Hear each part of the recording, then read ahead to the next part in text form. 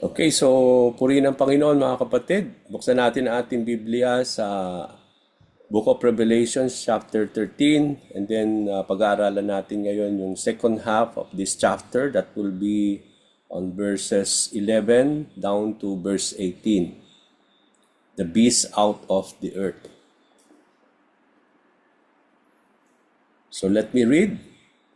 Then I saw a second beast coming out of the earth. It had two horns like a lamb, but it spoke like a dragon. It exercised all the authority of the first beast on its behalf, and made the earth and its inhabitants worship the first beast whose fatal wound had been healed. And it performed great signs, even causing fire to come down from heaven to the earth in full view of the people. Because of the signs it was given power to perform on behalf of the first beast, it deceived the inhabitants of the earth.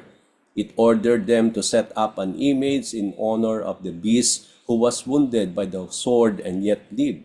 The second beast was given power to give breath to the image of the first beast so that the image could speak and cause all who refused to worship the image to be killed.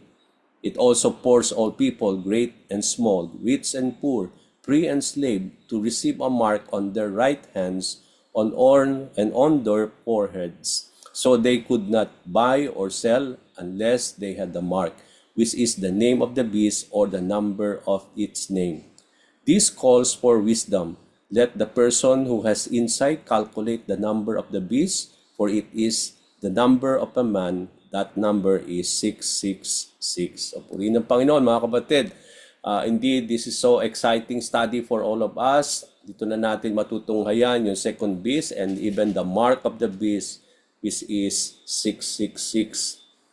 Okay, so but before we go further doon sa ating pong study today regarding the second half of the book of Revelation chapter 13, we have to really make a recap again for us to connect it to where we will pick it up today. So last week we learned that how the beast was given a mouth to utter proud words and blasphemies and to exercise his authority for 42 months.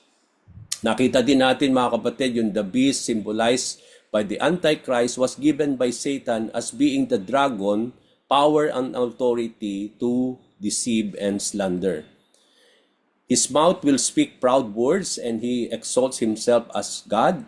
And then the Antichrist will open his mouth to speak blasphemy to God, to slander his name. He will slander also his dwelling place and those who live in earth. The Antichrist is given power to wage war against God's holy people and conquer them. He was given to rule and have dominion over every tribe, people, language, and nation. Napag-aralan din natin that all inhabitants of the earth will worship the Antichrist. There are people whose names, itong mga taong ito who will worship the Lord, or who worship the Antichrist, whose names have not been written in the Lamb's Book of Life. There's a call to attention urging the listeners to pay closely of what is being said. And these words are a reminder of God's plans are unchangeable and it reflects that the Lord is in control of the destinies of individuals and nations. God is sovereign over all events. Everything will take place as God ordained according to His plan and purposes. Now, believers are called for patient endurance and faithfulness. Nakita natin when we studied that first half, ang calling ni Lord para sa mga believers is for them to have patient endurance and faithfulness. They will be imprisoned and others will be martyred. They are encouraged that in spite of this, God's people will remain steadfast in their faith, knowing that their endurance is a testimony of their trust in God. So as we continue our lesson mga kapatid today and pick it up where we stopped last time, there are several questions na kailangan natin maintindihan that you need to bear into your mind as we study the second half regarding the beast out of the earth. Nakita natin last time that the first beast came out of the sea, symbolizes by the Antichrist. Now, dito naman, we will come to know that there is again another beast that John saw. And this beast now came out from the earth. Ngayon, napaka-importante na malaman, sino ba na itong second beast na ito na tinutukoy dito that came out from the earth? So is being signified as the beast out of the earth? Another question that we need to understand, what is the relationship between the first beast and the second beast, no? The beast out of the sea, anong relasyon nito dito sa beast out of the earth? So titingnan natin 'yon. What are the characteristics and differences of the beast out of the earth from the previous beast? So ano yung pagkakaiba nitong dalawa at ano yung pagkakahawig din itong dalawang beast na ito? Regarding the beast out of the sea versus the beast out from the earth. Okay? So what is the image of the beast and its influence over the people on the earth? Ano ba itong image na ito at anong impluwensya na ito na magyayari sa mga tao dito sa lupa? So what is the mark of the beast? Why the number 666? No, bakit ibinigay na 666? Bakit hindi ibang number? Bakit 666 ang ibinigay na mark of the beast and that is the number of man? So what is the impact of these things to us and its importance? Ano nga yung impact nito? Remember, we are not focusing on the beast or the Antichrist or the second beast na makikita natin dito. Pero although pinag-aaralan natin to, hindi yun ang hina-highlight natin. But apart from what we are learning from this is that anong sinasabi dito sa atin ngayon? Anong impact dito sa atin knowing that there is the Antichrist and knowing that there is another beast that will come out from the earth? At anong importance nito sa buhay natin? Natatandaan natin kanina, nagsarado po yung first half, calling for the people to have patient endurance and faithfulness. Ngayon, ano naman ang tinuturo ni Lord dito do sa second half regarding the beast that will come out from the earth? Ano ang tinuturo sa atin dito at the end of this chapter? Now, let's go now to verse 11. Ang sabi ni John, "Then I saw a second beast coming out of the earth. It had two horns, like a lamb, but it spoke like a dragon." So ang nakita dito ni John is that meron na namang pangalawang beast na ito ngayon ay magbubula sa earth. Okay?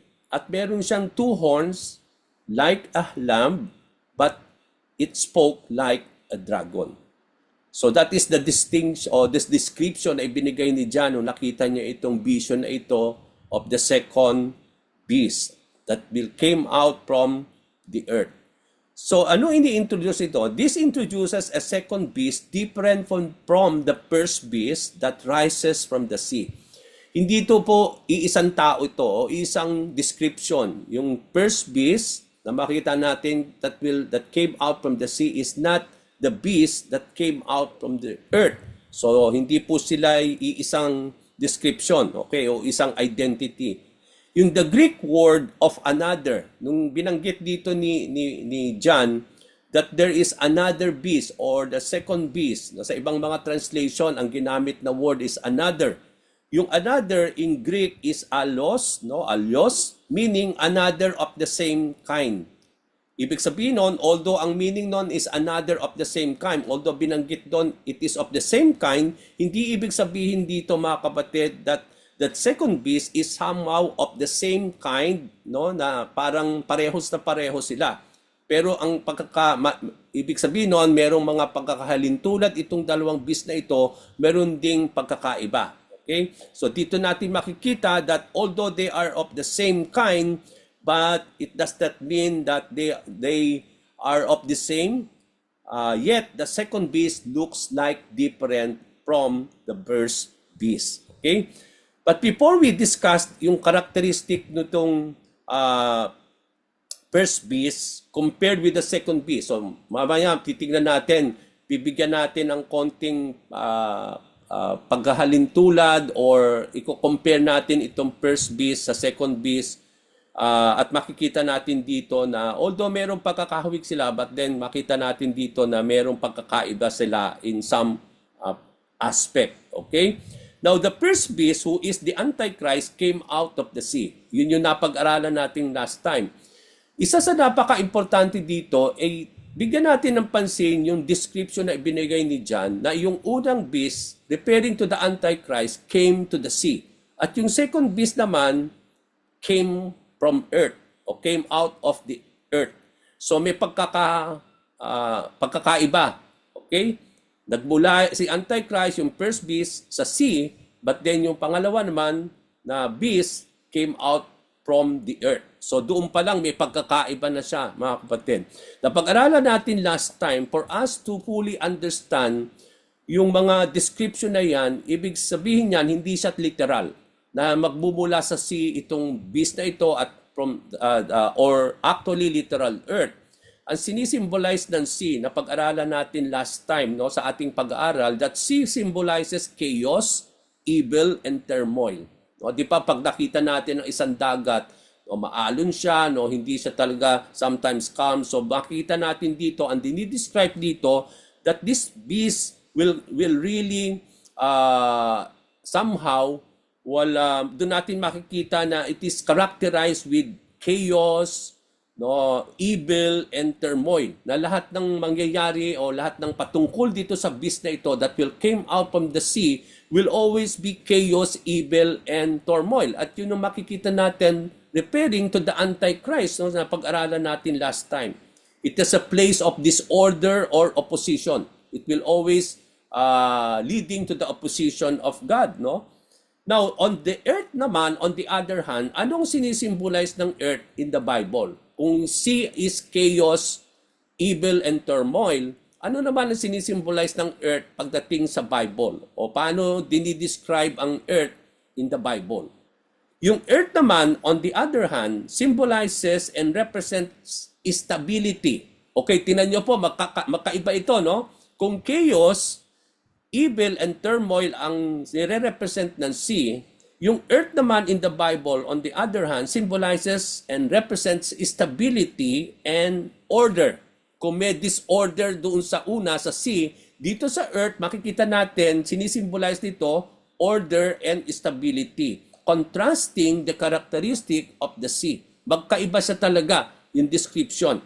Okay? So the emergence of the beast from the earth suggests that it is more hard to describe. No? Napakahirap i-describe itong beast na ito. It is more deceptive in nature. Okay? Mas deceptive siya kesa dun sa first beast. Okay? Makikita natin bakit ko sinabi na more deceptive itong second beast compared with the first beast who is the Antichrist. No? Makikita natin siya, mas deceptive ang kanyang characteristic and nature compared with the Antichrist. Now, the image of the beast coming out of the earth. No? Nung nakita ito ni John, yung image of the beast that is coming out of the earth, sinisignify nito, mga kapatid, a new power or a new influence rising aside from the Antichrist power and authority. So nakita natin on the first half of chapter 13, wherein we come to see Antichrist rising in power and in influence, having authority and power that came out from Satan himself, who is the dragon. So meron ng power and meron ng influence, no, yung Antichrist. But we come to see here another influence, no, another power came out from the earth na merong new power o influence na makakapagdagdag pa doon sa power and influence nung Antichrist. Okay? Now, who is the beast being referred as the second beast out of the earth? Sino ba yung tinutukoy ngayon dito na more deceptive compared with the Antichrist? No, makikita natin yung description niya is more different than the description of the Antichrist kasi yung description niya more parang stability and order. At makikita din natin dito that even, sabi nga natin kanina, that it is a new power or influence that will rise up, no? Even though there is already the power and the influence of the Antichrist. Okay? Now, the beast is often interpreted, no, in many theologians at mga Bible scholars, and nire-refer nilang second beast dito or the beast that will come out from the earth is the false prophet. He will be the accomplice of the Antichrist. Okay, so ito yung parang magiging right hand niya, no? Yung parang bang katuwang niya, no? Pag-accomplish siya, katuwang siya nung Antichrist. So, ibig sabihin, makikita natin dito, it will somehow contribute to the Antichrist. It will really help and support the Antichrist, no? Itong false prophet na ito that will rise up from the earth, no? It means to say, merong isang false prophet na that will rise up during the reign of the Antichrist. Okay? Now, sabi po sa Revelation 16:13, bakit natin sinabi na false prophet ang identity nitong second beast or the beast that came out from the earth? Kasi binigay din po sa Revelation. No? So hindi tayo nanghuhula. Hindi rin nanghula yung mga theologian, yung mga Bible scholars regarding the identity of the beast that came out from the earth. Sabi po sa Revelation chapter 16 verse 13, ang sabi po ni John, "Then I saw three impure spirits that looked like frogs. They came out of the mouth of the dragon, out of the mouth of the beast, and out of the mouth of the false prophet." Okay, so dito makikita natin yung image din naman na nakita ni John na there is these three impure spirits. Itong three impure spirits, ang tinutukoy na three impure spirits dito is the devil or the dragon. Second is the beast that came out from the sea, who is the Antichrist. And then the third is the beast that came out from the earth, who is the false prophet. Okay, so identify dito, no, na yung beast who came out from the earth is a false prophet or the false prophet. Another thing that contributes to the identity is yung Revelation chapter 20 verse 10. Binigyan din tayo dito ng clue kung sino itong beast that came out from the earth. Ang sabi po dito sa Revelation 20:10, "And the devil who deceived them was thrown into the lake of the burning sulfur." So ito na yung sa Revelation 20, ito na yung once and for all, Satan as the devil will be thrown to the burning sulfur. Ito na yung once and for all ultimate victory of our Lord and Savior Jesus Christ, wherein He will be ultimately defeated by our Lord, and it will be thrown to the lake of the burning sulfur. But along with the devil or along with Satan, there are two more who will be thrown to the lake of burning sulfur na sinabi sa verse 10 of Revelation 20. Sino yung dalawa pa?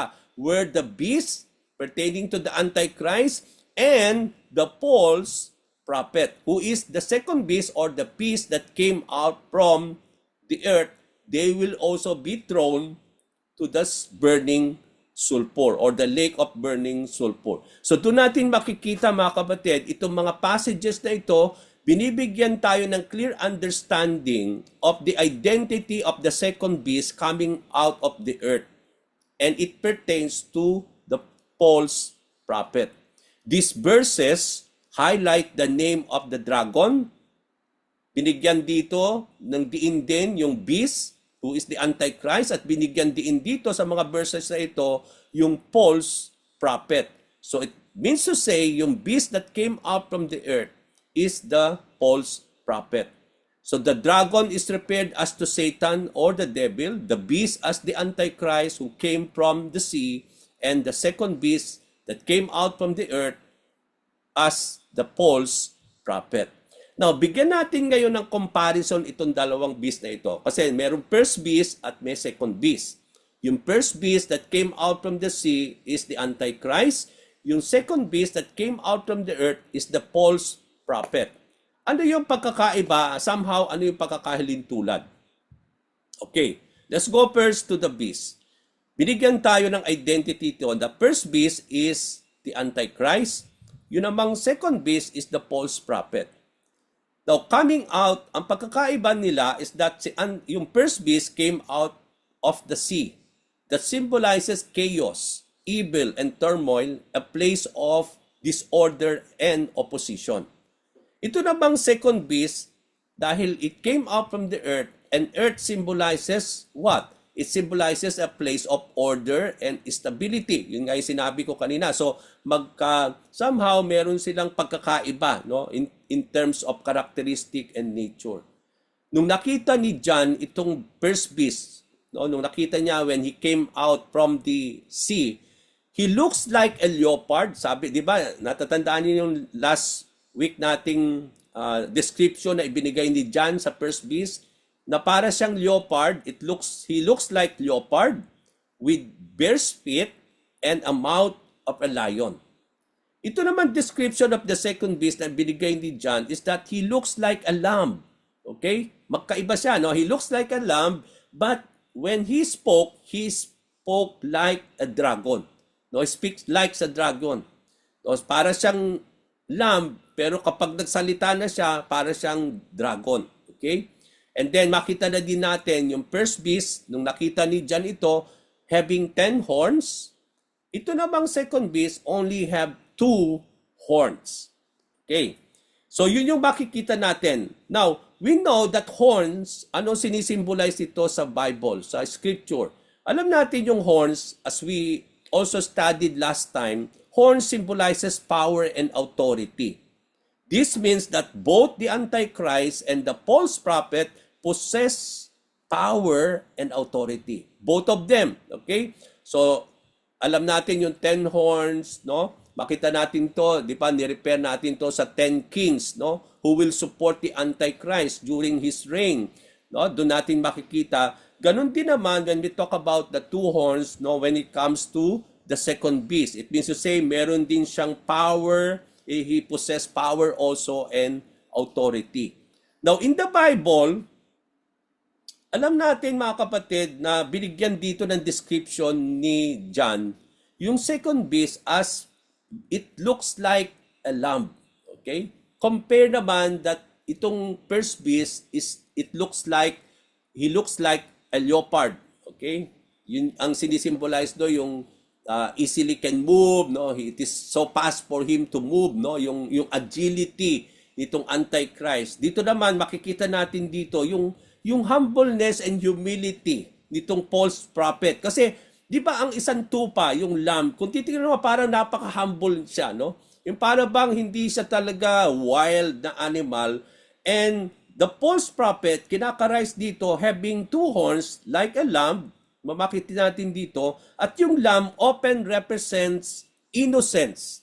Di ba parang, di ba when we talk about Jesus Christ as the Lamb of God, no, pakita natin yung innocence niya, no, makita natin dito, lamb in the Bible means innocence, lamb in the Bible means purity, lamb in the Bible talks about that Christ, no, because pag binanggit na lamb, itinuturo, ipinoporsyado nun si Jesus Christ.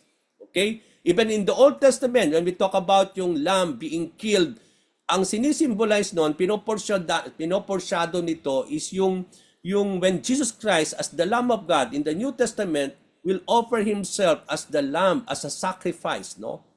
For the sins of mankind. For the, sabi nga natin, no? For the atonement of man's sin. Doon natin makikita na the same description of the lamb was given to this false prophet. Okay. So makita din natin last time, 'di ba, yung Antichrist will also impersonate Christ, no? In terms of mga miracles and signs, 'di ba? Natatandaan natin last time pinag-aralan natin that he will impersonate Jesus Christ, he will mimic also the work of Jesus Christ that somehow babanggitin natin dito later on also wherein he will mimic resurrection, no? That he will die and then he will be raised back into life. And because of that, many people will follow and worship the Antichrist, no? Di ba yun yung napag-aralan natin last time? So here, we will come to see the same thing when it comes to this false prophet. No? So doon natin makikita. Now, the false prophet ngayon is characterized having 2 horns like a lamb, giving appearance of, parang ang binibigay nitong appearance ngayon, itong Antichrist, nitong false prophet is yung kanyang pagiging gentleness, no? Yung kanyang humbleness, yung innocence and harmlessness. 'Di ba ang isang lamb nga, very harmless itong animal na ito, no? Very, parang kung titingnan mo, parang siyang hindi mo makita na talaga magiging wild itong lamb, no? Yung kanyang gentleness, yung kanyang harmlessness, yung kanyang innocence, yung purity ng pagiging isang lamb, no? Makikita natin, yun yung characteristic nitong false prophet, no? Which is so different from the characteristic of the Antichrist. It also suggests that like the Antichrist, so magkatulad na naman sila, no? How is it that this beast or itong false prophet is somehow like the Antichrist?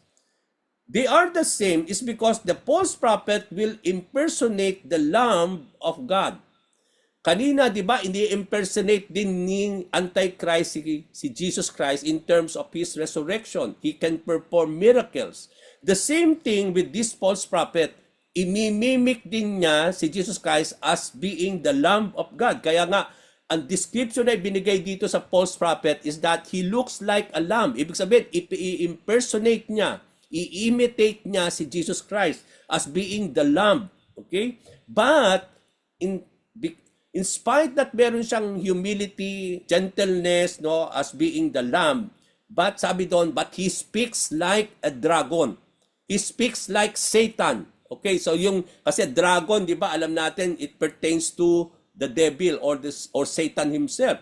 So when he looks like Jesus Christ as being gentle and pure and harmless, but when he speaks like the devil or Satan himself.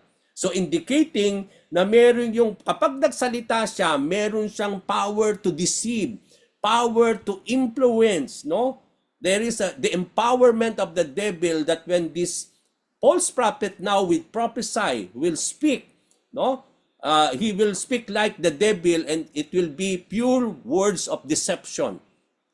Pure words of somehow that will lead to influence, no? So doon natin makikita yung pagkakahawig nitong dalawang beast na ito. Okay? They will both deceive people. At the same time, it will indicate influence and empowerment by the devil himself that both of these beasts will be empowered by the devil or Satan. They will be given power and authority, mga kapatid. So prophets of God, alam natin, di ba ang mga prophets of God in the Old Testament times? They will speak the oracles of God. They will speak the words of God.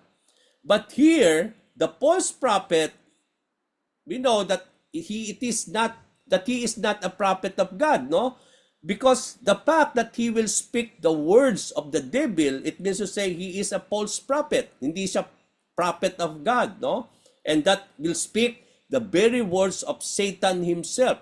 Kaya nga meron din propeta, no? Si ang devil, and that symbolizes this false prophet that he will not speak the oracles of God, but he will speak the words of Satan himself.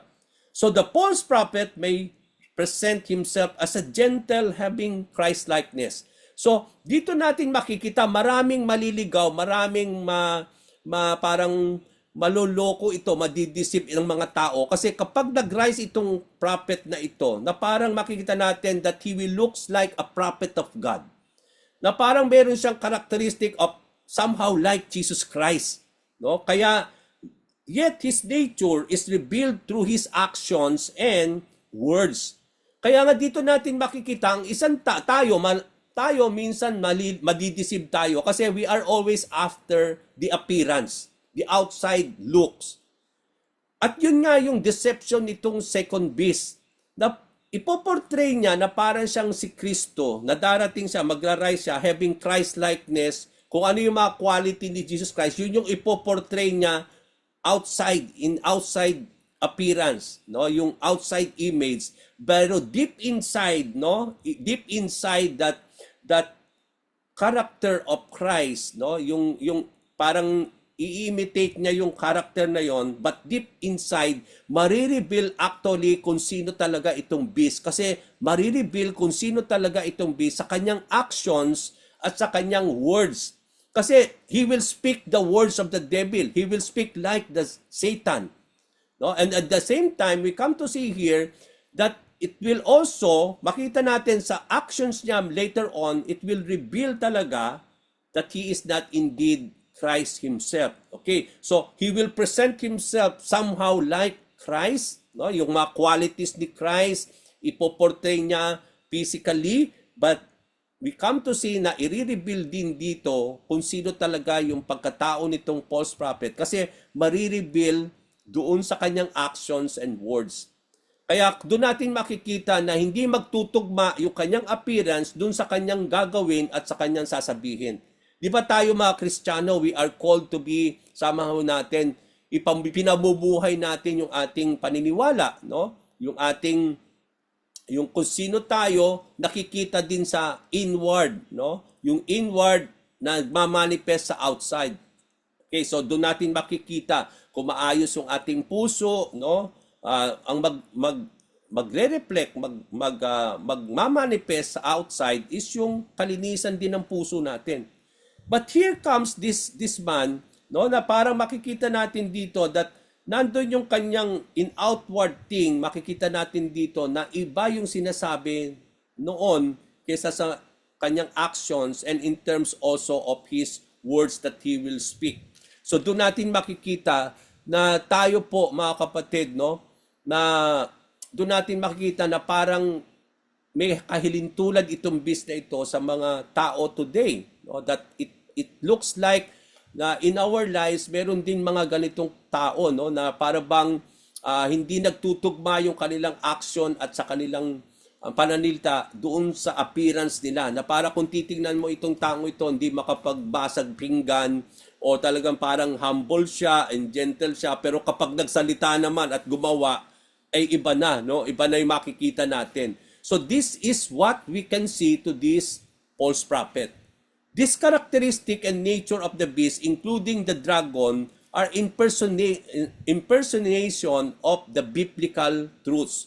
Merong impersonation, no? Parang ini-imitate itong mga nature nitong beast na ito, pati na rin si devil, parang ini-impersonate nila si God. Okay? Yung biblical truths about God. Bakit ko sinabi? Di ba kanina sinabi po sa Revelations 16:13, I saw 3 impure spirits.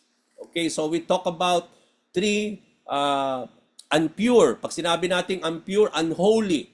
So dito natin makita, if the Bible reveals about a Holy Trinity, okay, God the Father, God the Son, and God the Holy Spirit, dito naman sa Revelation, it reveals the unholy Trinity. Okay? Yung parang impure Trinity. Meron ding tatlo. Diba?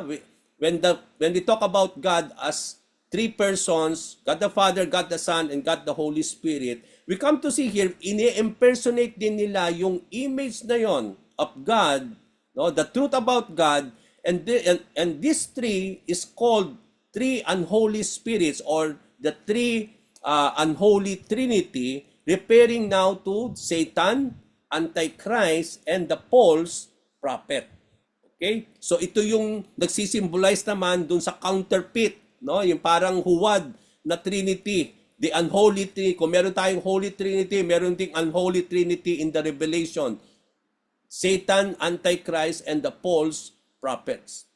If the Bible says that there should be 2 or 3 witnesses to bear testimony, di ba sabi ni Jesus Christ, no? In Matthew chapter 18, no? Sabi doon that when you correct a person, when that believer is falling into sin, sabi doon kung gusto mo siyang i-rebuke, i-correct, di ba? You need to deal with that person first, no? Privately, kayo muna one-on-one. Pero kapag hindi siya makinig sa iyo, sabi doon take 1 more or 2 more. So there should be 2 or 3 witnesses. Here comes now that the same thing that we come to see here, even in the book of Deuteronomy, in the Old Testament, sinasabi ni Moses na kapag merong isang case na ipepresent in the court, hindi lang pwedeng isang witness ang magbe-bear dun sa case. It should be 2 or 3 witnesses. Kasi it will add to the testimony. It will bear testimony kapag merong 2 o 3 witnesses. So here we come to see here that one will not be enough. Antichrist will not be enough. Sabi nga natin here, in making false witnesses, he needs another more, no, 1 more testimony to bear that false testimony. So doon natin makikita yung 2 witnesses in the book of Revelation, 2 witnesses who will really bear false witnesses and testimonies. Ito yung Antichrist and the false prophet. Okay? So doon natin makikita yon. Despite the beast looking like a lamb, kahit itong beast na ito, who is the false prophet, para siyang lamb. Sabi doon, having the appearance of Christ, yet his words reveals its true nature. Marireveal yung kanyang true nature kapag siya po ay nagsalita na at sa kanyang mga actions. Speaking like the dragon or Satan reveals that the false prophet's words are deceptive. Merong magbumula sa kanyang mga bibig and yung kanyang mga salita, dahil propeta siya, false prophet siya, magpo-prophesy siya, no? Magwi-witness siya, magbe-bear siya ng testimony. These are false testimony, false, sabi nga natin, thing, no? That it will be more deceptive, manipulative, and it will really be opposing God, and it will align with the Satan's influence and purposes. So gagamitin talaga siya ni Satan, no? In his influence and purposes. Kaya yung kapag nagsalita na itong false prophet, no, he will speak like a dragon or the devil, that it will be purely words of deception, that it will really manipulative, no, mamanipulahin niya ang mga tao sa pamagitan ng kanyang mga sasabihin, no, and also every words that will come out from this false prophet will be opposition to God. Gayon din naman ang makikita natin kay Antichrist. So anong sinasabi nito ngayon? This tells us that believers are to be discerning, not to be deceived by just focusing on the outward appearances only. Kasi madali tayong maligaw eh. Madali tayong mauto, madali tayong maloko. Kasi we are always seeing sa outward appearance. Kaya nga tayo, binibigyan tayo ng warning dito. Kasi kung tayo, hindi tayo magiging discerning, kung luluobin man ng Panginoon, na tayo po ay mapasama do sa tribulation, marami pong mga Kristiyano ang madideceive, mamamanipulate nitong false prophet na ito. Kasi he will come like Jesus Christ. No, magiging gentle siya, yung kanyang he looks like innocent, no, yung kanyang humility, no? Kasi kapag gano'n ang makikita mo sa isang propeta, no, somehow we will able to judge na okay itong taong ito. No? Kasi we are just judging by the outside appearance. But it should not be, no? Kaya nga dito, wina-warn tayo na magkaroon tayo ng discernment not to look onto the physical and outward appearances because it can deceive us. No? Just like this false prophet who will came out to deceive people. Okay, the false prophet's words may involve false teachings. So ano mga lalabas sa taong ito kapag ito'y nag-rise up? It can be false teachings, it could be blasphemy or propaganda o mga bagay na pwede niyang mga propaganda that will lead people away from the truth of the gospel of the Lord. That will move away from the words of God. They will move away from the trust and their dependency on the word of the Lord. So doon natin makikita, no, na that he will speak like the dragon. It means to say he will speak with deception. Na marami ang mga tao madideceive, no? And he will speak false teaching, mga false prophecy and blasphemy, and even mga propaganda somehow to lead people away from the Lord and from the truth of the Word of God. It emphasizes the need of spiritual discernment in recognizing false prophets and their teachings.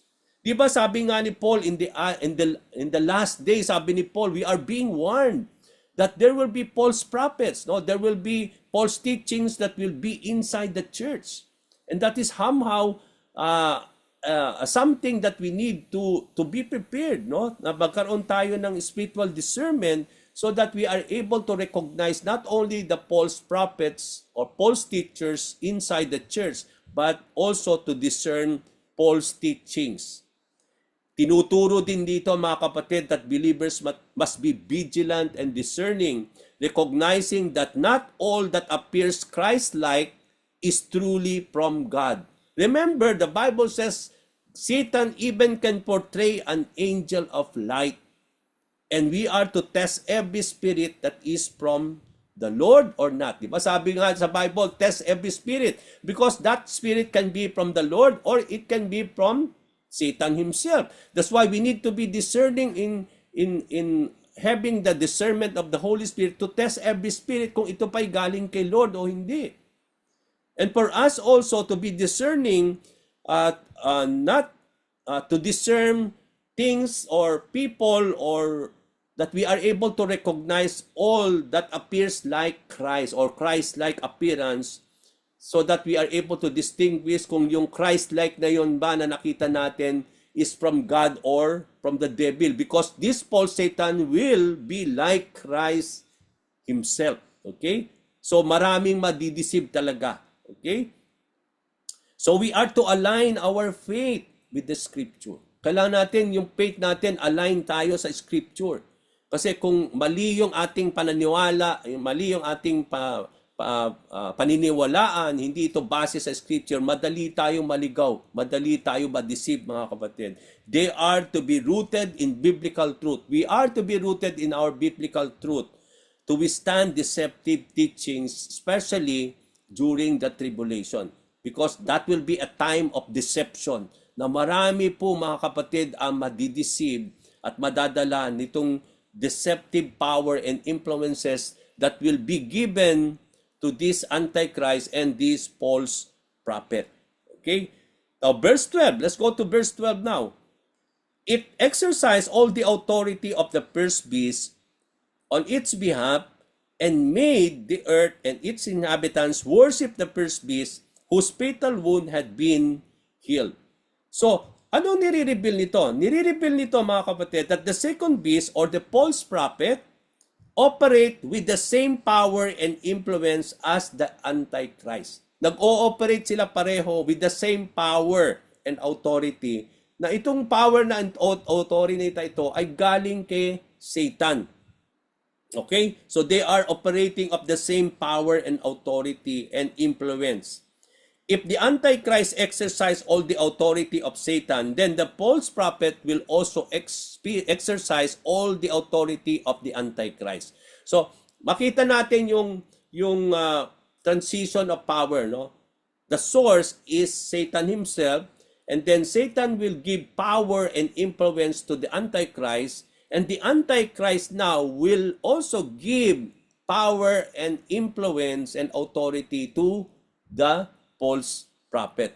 So there is partnership. So may partnership in yung Antichrist at yung false prophet. So accomplish sila sa isa't isa in everything that they will be doing. No? It will complement each other. It will accomplish each other. So there is a partnership between this or alliance between the Antichrist and the false prophet. Yung role ng false prophet is to make all inhabitants to worship the Antichrist. Yun yung kanyang magiging role dito. Kasi sinabi sa verse 12, he will make the earth and its inhabitants worship the first beast. So yung false prophet pala, out of his words that will come out from his mouth, no? It will lead people, it will influence people now, all the inhabitants, to worship the Antichrist. So ito pala ang magdadala for people to worship the Antichrist. Later on, even yung beast, no? Makikita natin later on. So there is a partnership here, alliance, and then the role of the Antichrist now is to make all inhabitants worship the Antichrist. This mirror the role of what? The Holy Spirit, mga kapatid. Ang ine-impersonate ni dito, no? Si Antichrist, ine-impersonate niya si Jesus Christ. Dito, itong false prophet, he will mirror and impersonate and imitate the role of the Holy Spirit. Bakit? Di ba ang Holy Spirit, he is the one who will direct people to worship Christ, di ba? Yung banal na Espiritu ng Diyos ang nagdadala sa atin, siya yung nagmaglilid sa atin para worship natin si Kristo Jesus na ating Panginoon. Here, it is the same thing that the false prophet will do. He will draw, he will allow, he will make, he will lead inhabitants to worship the Antichrist. So he will imitate the role of the Holy Spirit. Come to think, itong tatlong ito, ini-imitate nila yung Trinity in the Bible. He will imitate, even Satan portrayed, di ba? Even why he became a fallen angel, because he wants to become like God, to exalt himself above God. Here comes the Antichrist. No, we come to see here that he will imitate Jesus Christ in terms of his signs and wonders, and we come to see that even this false prophet will imitate the role of the Holy Spirit. He will make the people of the earth to worship the Antichrist. So this suggests that the beast will use his power and authority to enforce worship with force, coercion, and deception. So ano ang gagamitin itong false prophets para madala niya ang mga tao to worship?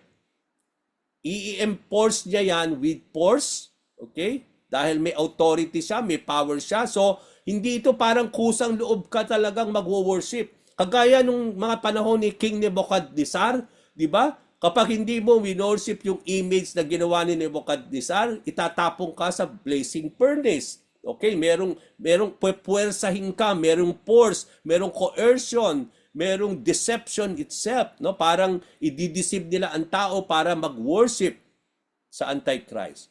Yung healing of the fatal wound of the Antichrist suggests a counterfeit resurrection. Di ba? Sinabi nga doon, nakita dito, no?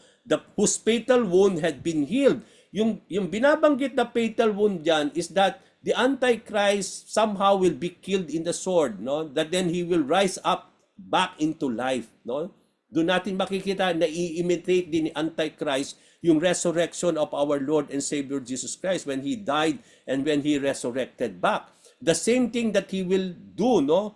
The healing of the fatal wound of the Antichrist suggests a counterfeit na naman, no? Huwad na resurrection parallel to the resurrection of Jesus. It will deceive the world as it mimics the power of God that will lead many to follow and worship the Antichrist. Doon yan, nung nakita nilang nabuhay na muli yung Antichrist, no? Ito'y magdadala, madideceive sa tao para sila'y sumunod at sila'y sumamba sa Antichrist. Verse 13 and 14. And it performed great signs, even causing fire to come down from the heaven to the earth in full view of the people. Because of the signs it was given power to perform on behalf of the first beast, it deceived the inhabitants of the earth. It ordered them to set up an image in honor of the beast who was wounded by the sword and yet lived. Ayun nga, di pa nakita natin dito, meron siyang fatal wound. Ang sabi doon, it is a wound by sword. It means to say, he will be killed. No? And then yet live. Ang sabi doon, he will rise back into life.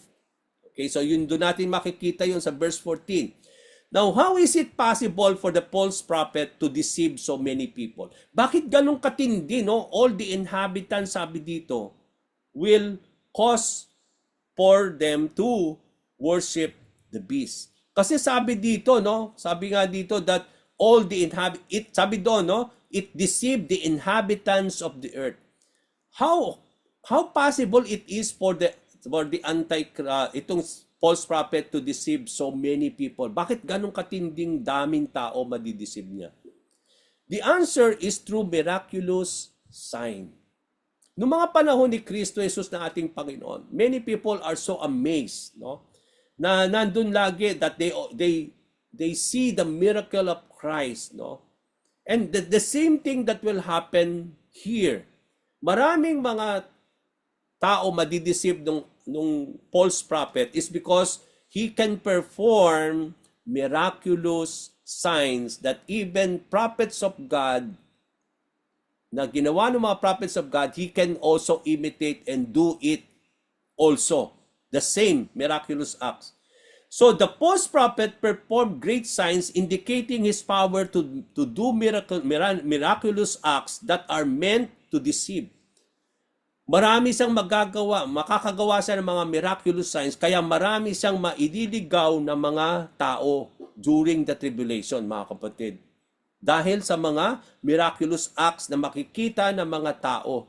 No? Ang sabi doon, It performed great signs, even causing fire to come down from heaven to the earth in full view. Tingnan niyo po doon, in full view of the people, sabi sa verse 13, makikita daw ito ng lahat ng tao. No, yung mga great signs na yan, even he can ask fire to came down from heaven to earth, and it will be seen by all people here on earth. Kaya ganun katindi why many people will be deceived because of the miraculous signs na ipe-perform nitong false prophet. Sabi po sa Matthew 24 verse 24, sabi ni Jesus Christ, "For false Christ and false prophets will rise and show great signs and wonders to receive it possible even the elect." Ang sinasabi ni Jesus Christ dito, even the elect. Sino yung mga elect? Yung mga hinirang ng Panginoon, mga saints. They will be deceived. Why? Because there will be the false Christ, who is the Antichrist, and false prophets. They will rise, sabi doon ni Jesus Christ, on the last days, and they will show signs and wonders to deceive, even, if possible, the elect. So doon natin makikita yung reality talaga that in the last time, during the tribulation, many will be deceived, that there will be false prophet who will rise and they will show great signs and wonders to deceive many people. So one of the great miraculous signs that the false prophets will do is that, sabi doon, he will cause fire from heaven to earth. So isa sa mga miracle na gagawin daw nitong Antichrist, no, is that he will cause fire to come down from heaven to the earth. And anong sinasabi nito? Di ba ito'y copycat na naman, no? Parang imitation na naman, impersonation of who? One of the prophet of God. Who? Elijah, di ba? During the time when there is the battle of the prophet of Baal, no, prophet of Jezebel, no, we come to see there's the battle of Elijah and the prophets of Baal. We come to see here, no, wherein when after the prophets started now to call on Baal to consume the sacrifice, pero walang nangyari. But here comes now Elijah, no, when he prayed and when he asked the Lord, no, there is this fire that came out from heaven down to the earth, no, that consumes the whole sacrifice at that time, no. So it is Elijah, a mimic of Elijah. Itong prophet na ito, false prophet, he will impersonate, he will try to copycat itong miraculous sign na ginawa ni Elijah in those times. He will cause fire to come down from heaven to earth. This was a copycat or reminiscence of the prophet Elijah, who called down fire from heaven to demonstrate God's power over the prophets of Baal. The imitation is to attempt. Bakit i-imitate niya? I-attempt niya to counterfeit divine authority. Napapalabasin niya na parang it is from God. Okay? Convincing people of the beast authority. Na parang, di ba, accomplish siya ni Antichrist, no? Ito, tutulungan niya yung Antichrist to deceive many people that this Antichrist now will lead people to, itong beast o the false prophet who will lead people to the Antichrist. So, din natin makikita, no, na i-convince niya itong mga tao regarding the Antichrist, no, with signs and wonders. Para doon na to attempt. And because of this, sabi po, people will be deceived and misled, thinking they anticipated of the coming back of the prophet Elijah. Na parang titingnan nila ito na parang ito'y si prophet Elijah. This and it, sabi nga, merong paniniwala and there is this thing na babalik uli si prophet Elijah, no, because he did not die, no, hindi siya namatay, but he just was raised up into heaven. So ang sabi nila, babalik daw yan, no, uli si Elijah. And that's the understanding here na at the tribulation, they will think that this false prophet will be the Elijah who came back.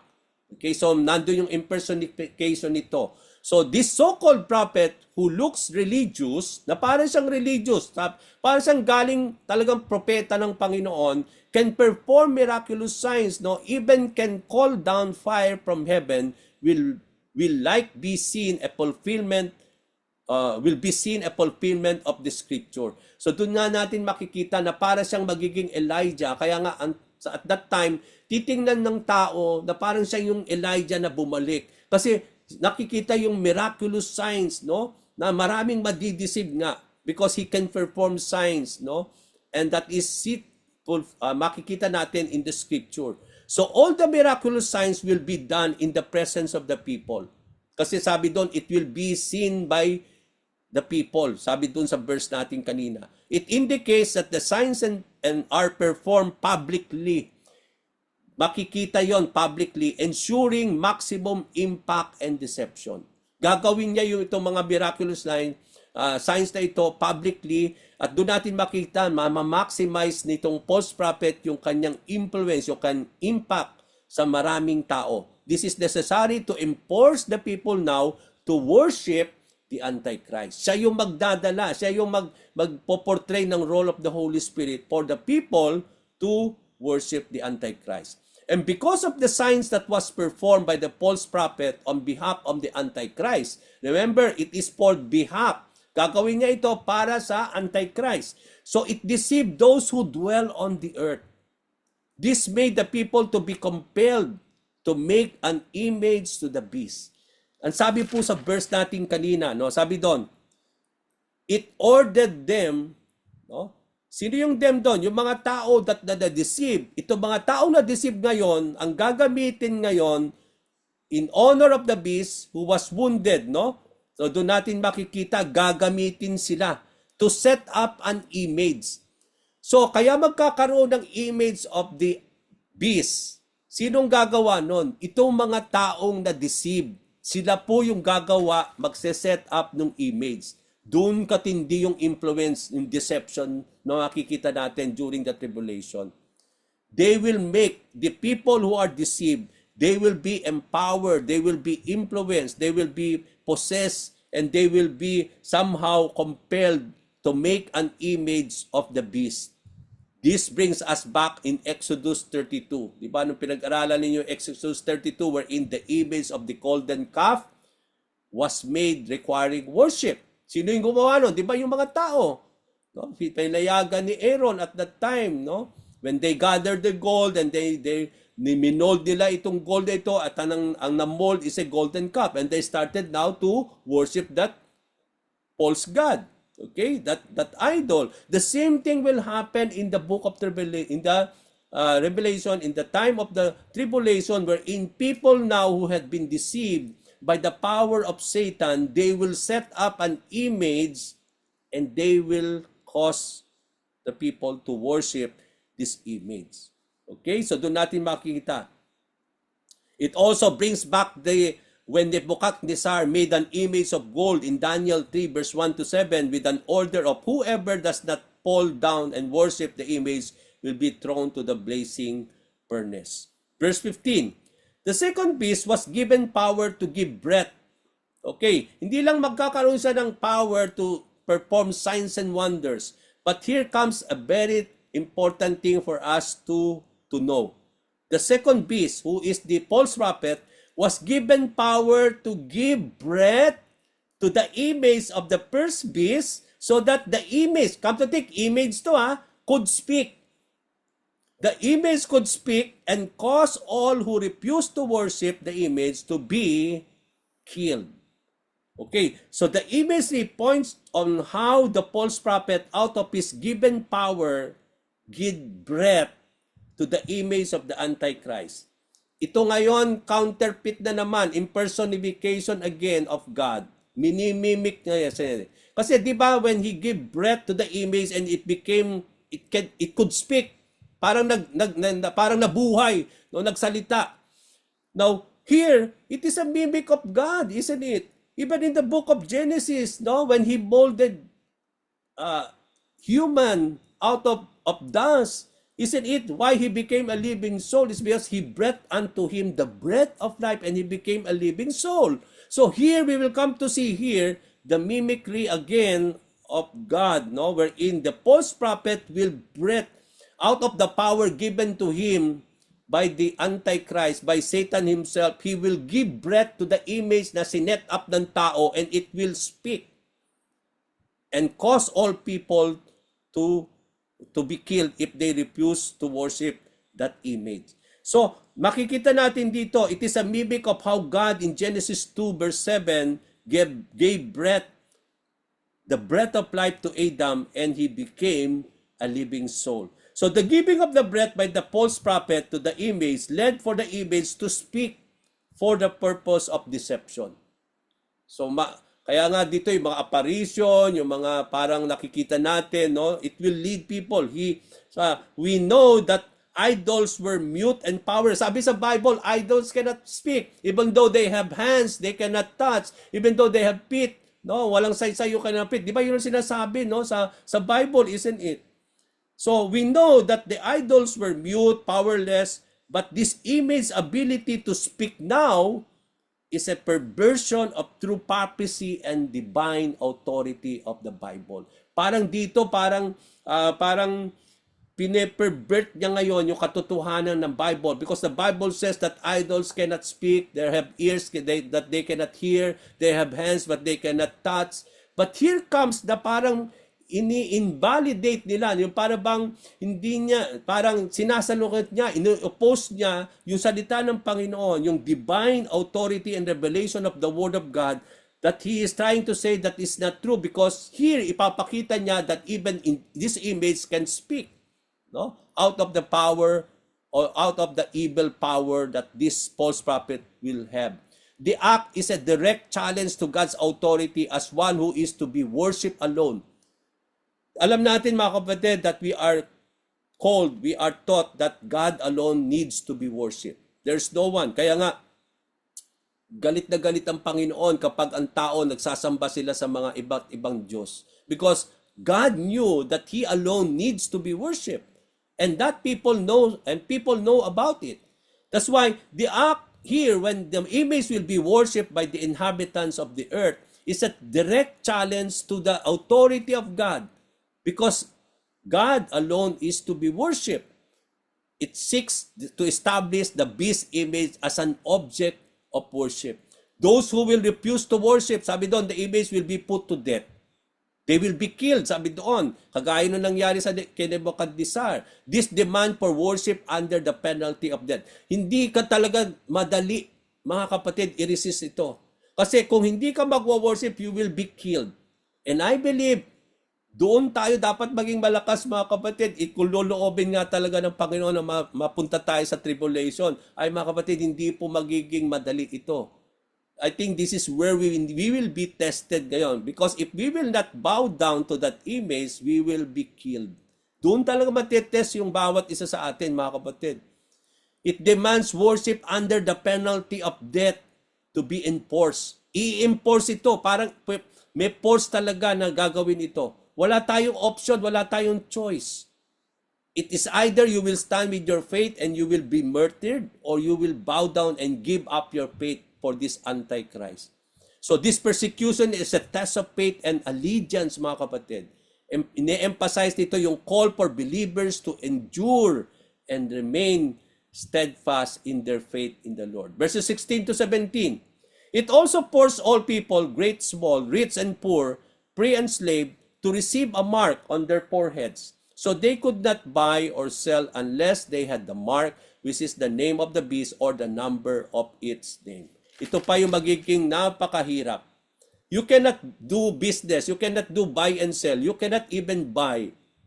Even you cannot sell things without the mark of the Antichrist or the number of man, which is 666, on your hand or on your forehead. So, not only the people are forced to worship the beast or the image of the Antichrist, and those who will not worship will be killed, but also it will force people now to receive the mark of the beast. No, merong puwersa, no, i-enforce. There will be enforcement for all people to be marked with this marking on their foreheads or on their hands. So Satan again tries to imitate God who placed the seal upon his servants or the 144,000 in Revelation 7 verse 3 to 4.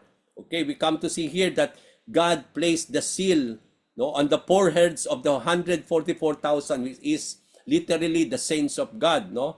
So here, i-imitate din ngayon, i-imitate din ito ni Satan yung ganon, na through the Antichrist and through the false prophet, all these people who will worship now the Antichrist will be given a seal, no? Yung para bang marking on their foreheads and even on their hand.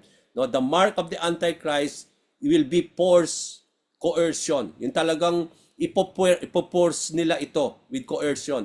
People are forced to receive the mark without any choice or reservation. It's either you will be killed or not. The mark is a symbol of allegiance and ownership. Kapag namarkahan ka, it means to say you are part of it, it symbolizes allegiance, it symbolizes ownership. Kaya when the Holy Spirit is a mark given to us by God, no, nung we are sealed by the Holy Spirit, it is a seal of ownership. Ibig sabihin, nung na-seal tayo with the mark of God through the Holy Spirit, it means to say that our allegiance is to the Lord. Dahil meron tayong seal of God, ito yung nagsasabi that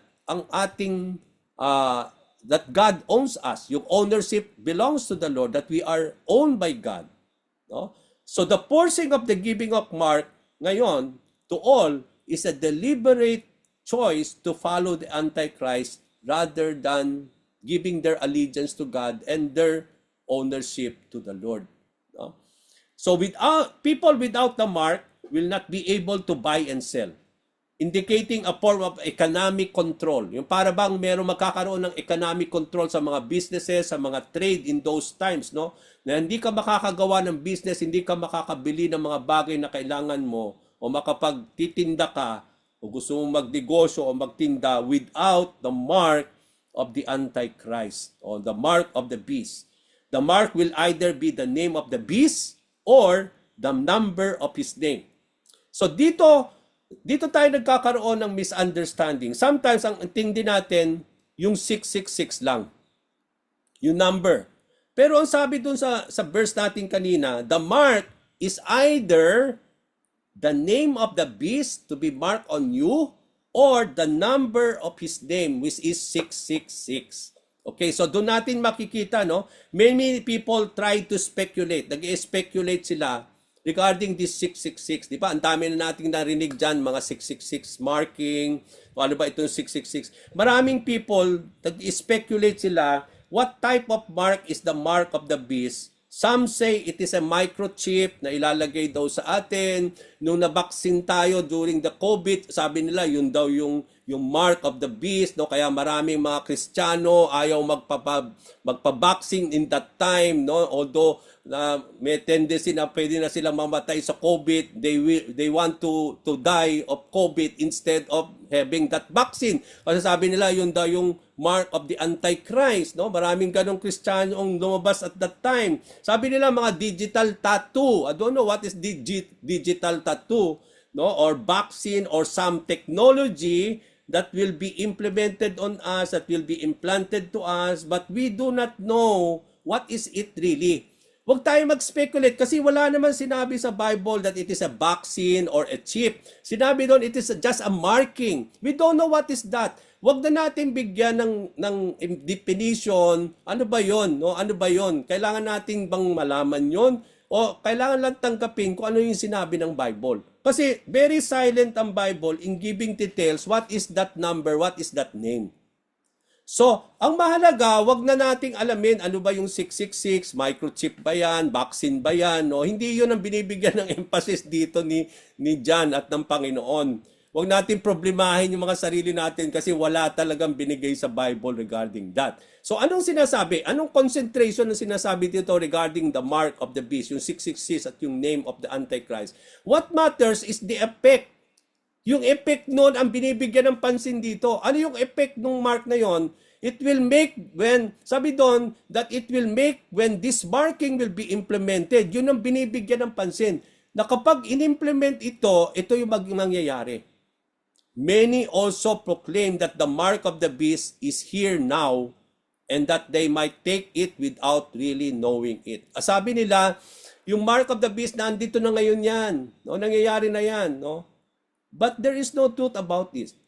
Huwag tayong maligaw ng mga ganyan, no? Na meron ng Antichrist today, na nangyayari na tribulation na tayo, mga kapatid. Nagsasabi, tribulation na tayo, meron ng Antichrist, no?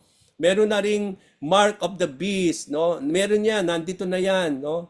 Kaya sabi nga, baka yung vaccine nga daw, or anything, or chip, or anything. But why this? There is no truth about this, mga kapatid.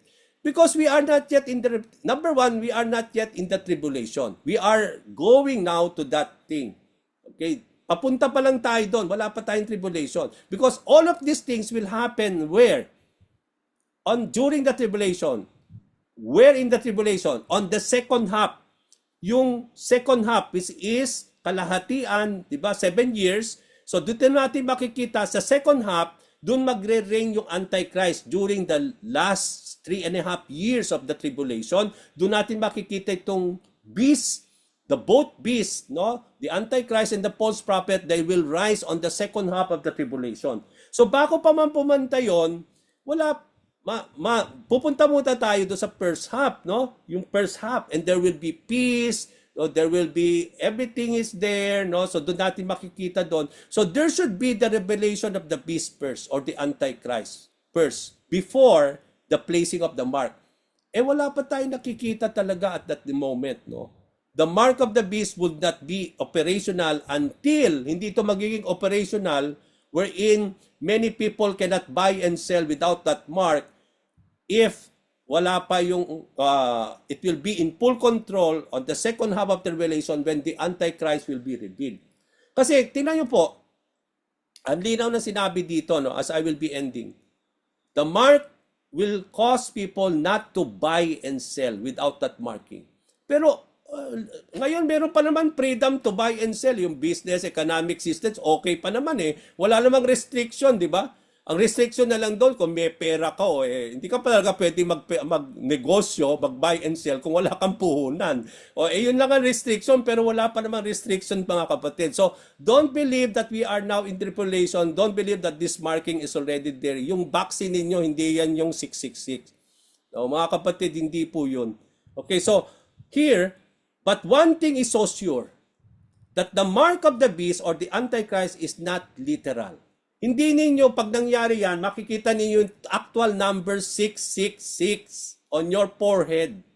It is not literal. Even, bakit ko sinasabing hindi literal 666 ang makikita ninyo? Kasi, di ba sabi po doon sa Revelation kanina, the mark of the God, wherein the seal of God will be given to the 144,000 on their foreheads. Yun din, literal din yun. Hindi ibig sabihin na merong marking talaga si Lord. Ibig sabihin doon that yung allegiance itong 144, yung ownership belongs to God. Yun ang sinasabi doon. Kaya yung marking ngayon, sinasabi, hindi sa literal talaga. It causes us that people having that mark will be, nandun yung allegiance nila sa Antichrist. They will worship the Antichrist. Yung kanilang ownership will be under Christ, under Antichrist. So, doon natin makikita, no? Doon natin makikita, yun ang binibigyan ng kahalagahan dito. This calls for wisdom, sabi po sa verse 18. Yun ang binibigyan ng pansin doon. Hindi yung mark, hindi yung false prophet, no? Although, binigit lang yan ni John para for us to know what will happen on the second half of the tribulation when this Antichrist will rise. Also, there will be a false prophet, no? To warn us. Wag doon umiwan yung ating highlight doon. Ano yung ina-highlight nga itong second beast? Ang sabi po sa verse 18, this calls for wisdom. Let the one who has understanding calculate the number of the beast, for it is the number of man, and his number is 666. Ngayon, dito sa verse 18, makita natin hindi sa literal na 666 talaga. Because, ang sabi dito, we need to calculate the number of the beast. At itong number of the beast is the number of man. Yun ang clue natin dito. Now, what is the number of man?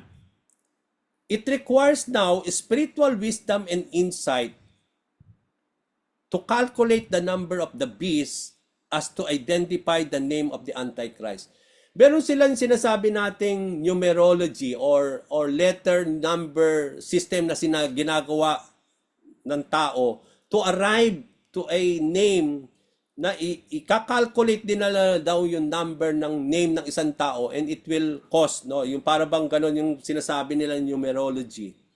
But we don't need that kind of thing because we don't know how to have that, no? Kaya nga sinasabi dito nung calling sa verse 18, it calls for wisdom for us to understand how to calculate the number of the beast. So don't even try to calculate it. Ano ba talaga ito? Kasi without the wisdom of God, without the understanding, we cannot really know it.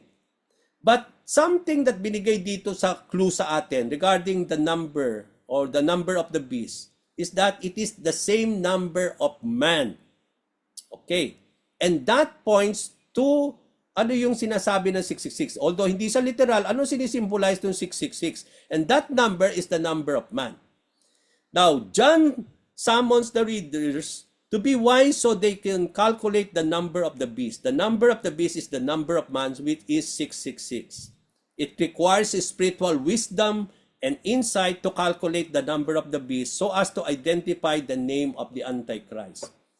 In biblical numerology, if the number 7 symbolizes fullness, di ba? Natandaan ninyo, 7 spirits of God.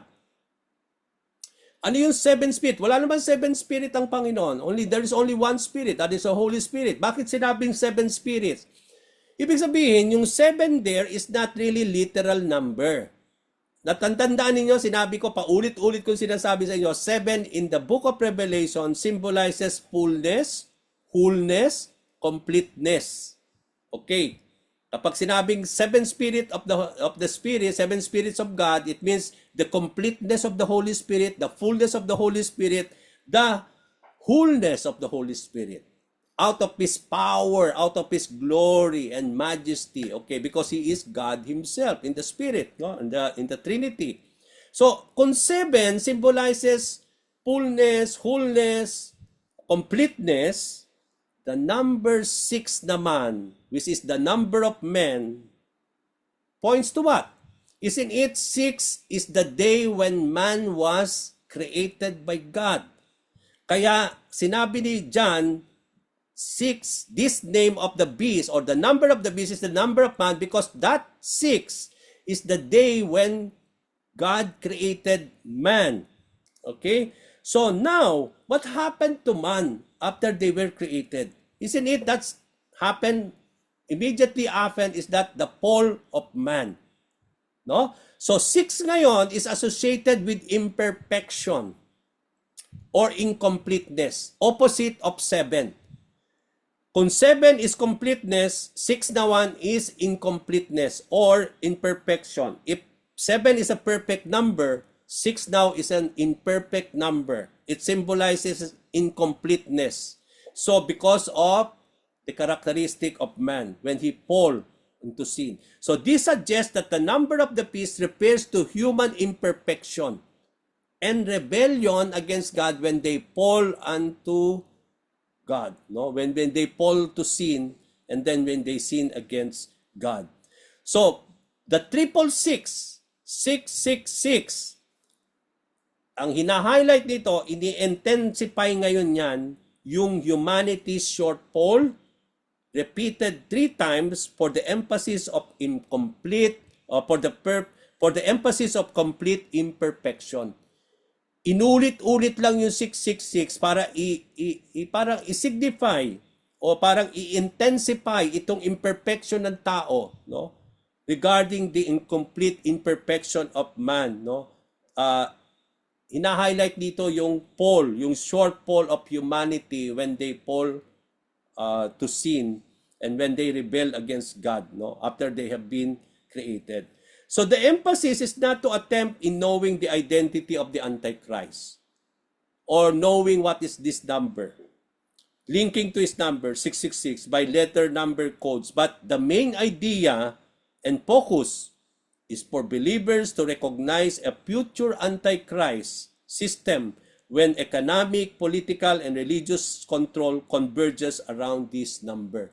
Na kapag wala ka nitong number to, whether what it will be, literal siya o hindi, ang ine-emphasize nito is yung economic, political, religious control that mangyayari sa tribulation kapag nag-rise itong Antichrist.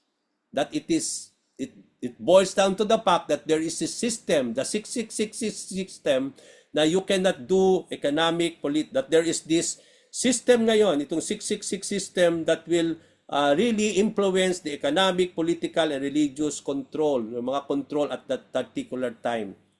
This calls for believers to seek wisdom and discernment to understand the times and remain faithful amidst deception. Despite the power of the beast, patuloy kong sinasabi, the book of Revelation teaches us, it assures us of God's victory and the establishment of the kingdom of God wherein Christ, when Jesus Christ will come again at His second coming out of His glory and power. Okay, so from here I end. I'll give this back to Sister Brenda.